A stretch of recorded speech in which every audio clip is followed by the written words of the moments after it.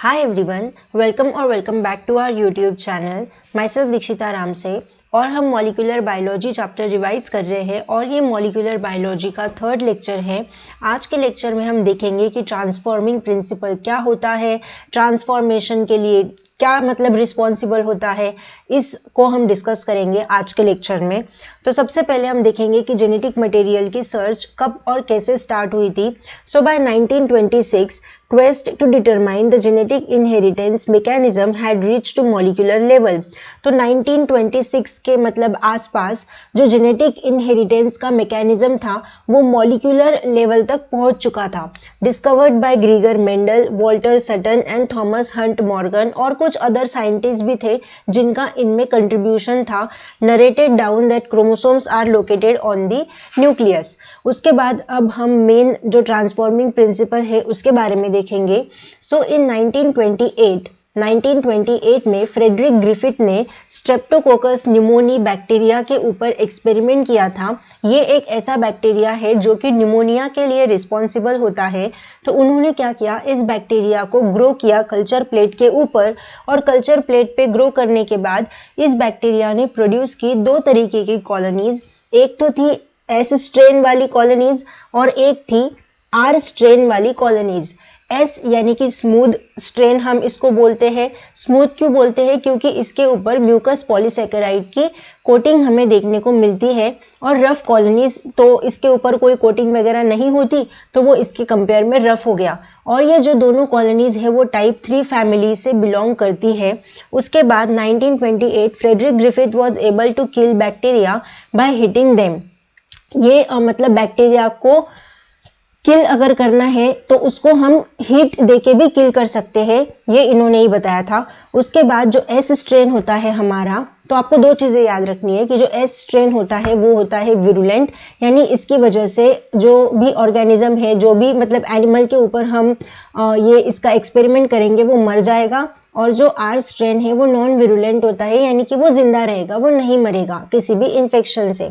तो इन्होंने माइस के ऊपर एक्सपेरिमेंट किए थे।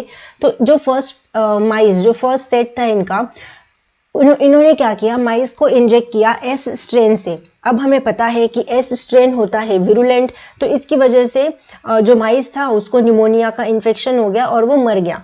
उसके बाद जो सेकेंड माइस था उसको इन्होंने इंजेक्ट किया आर स्ट्रेन से। आर स्ट्रेन नॉन विरुलेंट था, यानी कि वो इन्फेक्शियस नहीं था, तो इसकी वजह से माइस की डेथ न्यूमोनिया से नहीं हुई, आर स्ट्रेन की वजह से। थर्ड सेट में इन्होंने क्या किया, जो एस स्ट्रेन था उसको हीट कर दिया। अब होना क्या चाहिए था, एस स्ट्रेन की वजह से माइस की डेथ होनी चाहिए थी, लेकिन उसको हीट किल करने की वजह से माइस लिव, यानी कि माइस जिंदा था। फोर्थ सेट में इन्होंने क्या किया, एस स्ट्रेन को हीट किल किया, यानी कि क्या, माइस जिंदा रहना चाहिए था, और आर स्ट्रेन भी इन्होंने इसके साथ डाला। अब आर स्ट्रेन भी नॉन विरुलेंट होता है तो माइस जिंदा रहना चाहिए था ओवरऑल, लेकिन माइस की हो गई भाई डेथ। अब ये कैसे हो गया, तो अब वो हम देखेंगे that he recover living as bacteria from the dead mice. तो जो डेड माइस था उसमें से इन्होंने लिविंग एज बैक्टीरिया को मतलब रिकवर किया। तो R strain had somehow been transform by heat kill S strain. तो जो हीट किल एस स्ट्रेन था उसकी हेल्प से जो आर स्ट्रेन था वो ट्रांसफॉर्म हो गया था एस स्ट्रेन के अंदर। Some transforming principle transfer from the heat kill S strain had enable the R strain. उसने उसके मतलब आर स्ट्रेन के अंदर वो जब ट्रांसफॉर्म हुआ उसने आर स्ट्रेन को इनेबल किया कि वो स्मूथ पॉलीसेकेराइड और विरुलेंट हो जाए, and must be due to transfer of genetic material, यानी कि इसके बीच में कुछ तो जेनेटिक मटेरियल का ट्रांसफर हुआ होगा। लेकिन ये एक्सपेरिमेंट से हमें सिर्फ यही ट्रांसफॉर्मेशन के बारे में पता चलता है, हमें इसमें वो जेनेटिक मटेरियल क्या था उसके बारे में नहीं पता चलता कि वो डीएनए था, आरएनए था या फिर प्रोटीन था, इसके बारे में हमें नहीं पता। However by this experiment nature of genetic material was not defined, कि जेनेटिक मटेरियल का जो नेचर था वो डिफाइन नहीं था। अब वो कैसे पता चलेगा कि वो कौन सा जेनेटिक मटेरियल ट्रांसफॉर्म हुआ था, तो उसके लिए किया गया था बायोकेमिकल कैरेक्टराइजेशन ट्रांसफॉर्मिंग प्रिंसिपल का। तो कौन कौन से साइंटिस्ट ने किया था बायोकेमिकल कैरेक्टराइजेशन, तो इसमें मेनली 3 साइंटिस्ट आते हैं। First one is the Avery, McCarty and MacLeod. तो इन्होंने क्या किया, देखो अब ध्यान से देखना, that from heat kill S strain, जो हीट किल एस स्ट्रेन था उसमें से इन्होंने आइसोलेट किए polysaccharide, DNA, RNA and protein. अब लिए हैं उन्होंने 4 टेस्ट ट्यूब। तो उसमें क्या किया, सबसे पहले इन्होंने फर्स्ट टेस्ट ट्यूब के अंदर डाला पॉलीसेकेराइड डाला, कोई भी एंजाइम नहीं डाला और आर स्ट्रेन डाल दिया।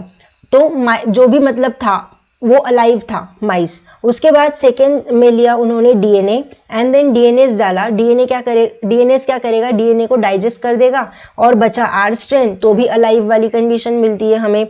फिर थर्ड स्ट्रेन में डाला आरएनए और आर स्ट्रेन, तो अलाइव, लाइव यानी कि जिंदा, अलाइव यानी कि मर चुका था वो।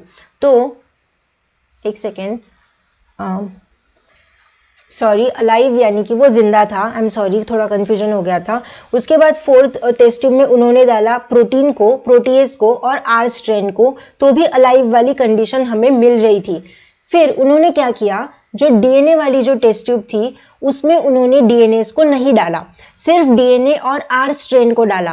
तो अगर आप ये सिर्फ 2 चीजें उस टेस्ट ट्यूब में डालोगे तो माइस हमें डेड कंडीशन में देखने को मिलेगा, क्योंकि जो आर स्ट्रेन होता है वो विरुलेंट होता है, हमें पता है।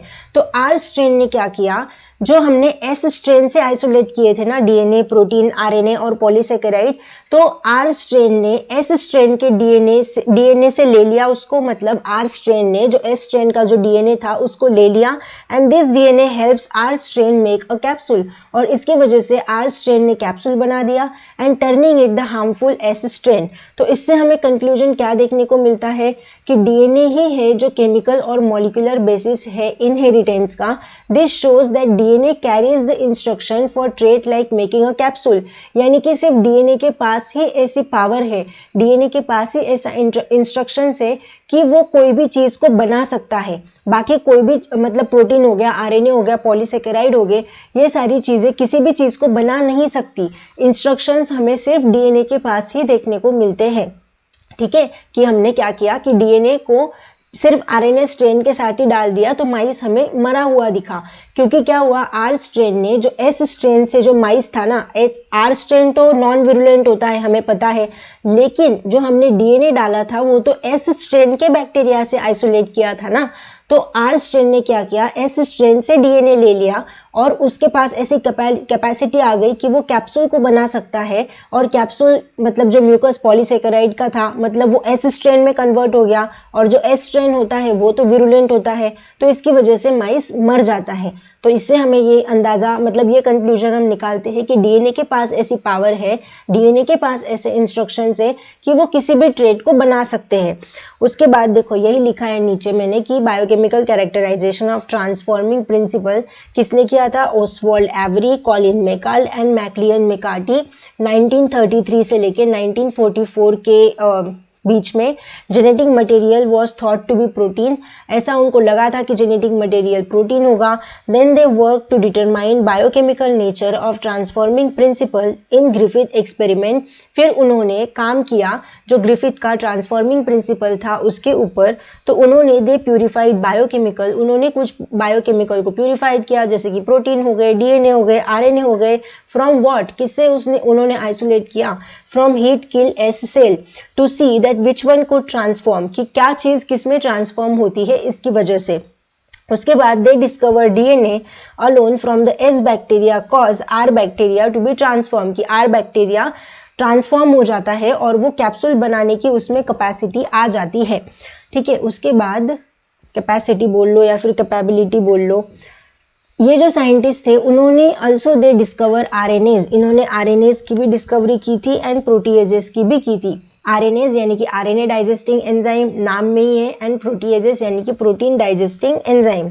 Did not affect the transformation, ये ट्रांसफॉर्मेशन को अफेक्ट नहीं करते। सो आरएनए और प्रोटीन वॉजन ट्रांसफॉर्मिंग सब्सटेंस, सो आरएनए और प्रोटीन कोई ट्रांसफॉर्मेशन का सब्सटेंस नहीं था, बट डीएनएज डालने के बाद उन्होंने मतलब वो ट्रांसफॉर्मेशन की प्रोसेस इनहिबिट हो जाती है, इसीलिए जो कंक्लूजन निकलता है वो निकलता है कि डीएनए ही होता है हेरिडिटरी मटेरियल जो इंफॉर्मेशन को पास ऑन करता है, और कुछ भी मटेरियल बनाने की सेल में जो भी इम्पोर्टेंट मतलब मटेरियल लगते हैं वो बनाने की कैपेबिलिटी होती है डीएनए के पास। तो ये तो हो गया biochemical characterisation of transforming principle. और ट्रांसफॉर्मिंग प्रिंसिपल क्या होता है, जो कि ग्रिफिथ का एक्सपेरिमेंट था। आई होप कि आपका रिवाइज हो गया होगा। Thank you so much for watching. मिलते हैं हम नेक्स्ट लेक्चर में, तब तक के लिए keep achieving, keep learning, keep thriving. Bye and take care. You can support my channel by scanning this QR code via UPI. Any small contribution means a lot to me and helps me continue creating content. Thank you so much for your support.